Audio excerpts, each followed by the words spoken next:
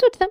இன்றைய நாட்களில் மனுஷர் உங்களை பகைத்தால் கலங்காதிருந்தால். மத்திய சுவிசேஷம் 26:56 ஏசு கிறிஸ்து ஜனங்களை பார்த்து சொல்லுவாங்க, கல்லனை பிரிக்க புறப்படுவது போல நீங்கள் பட்டயங்களையும் தடிகளை எடுத்துக்கொண்டு என்னை பிரிக்க வந்திருக்கீங்க. நான் தினந்தோறும் உங்கள் நடுவில் உட்கார்ந்து தேவாலயத்தில் உபதேசம் பண்ணி கொண்டிருந்தேன். அப்போது நீங்கள் என்னை பிரிக்கல.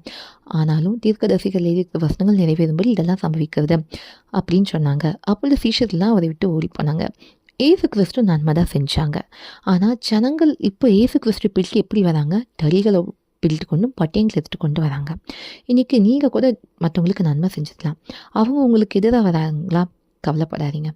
ஏசப்பா பிள்ளைங்க என்ன பண்ணணும்னு தெரியுமா? பிதாவுக்குள்ளே தன்னை திடப்படுத்தி கொள்ளணும். அதாவது சில பேர் உங்களை விட்டு போகிறாங்கன்னா கலங்காதீங்க. யார் நம்ம வாழ்க்கையில் இருக்கணும்னு கற்று சிட்டம் வச்சுருக்காரு, அவங்க நம்ம கூட இருப்பாங்க. அதனால் நம்மளை பகைக்கிறவங்கள பார்த்து நீங்கள் கலங்கக்கூடாது. அந்த யுத்தத்துலேயும் கற்றுங்களுக்கு ஜெயித்து தான் தருவார். அதனால் சோர்ந்து போகாதீங்க, கலங்காதீங்க. ஏசு கிறிஸ்துவை போல் பிதாவின் சட்டத்துக்கு ஒப்பு கொடுக்கும்போது மனுஷர் பகைத்தா கூட உங்கள் வாழ்க்கை ஜெயமாக தான் இருக்கும். தேவனுக்கு மட்டுமே பலி உண்டாகட்டும்.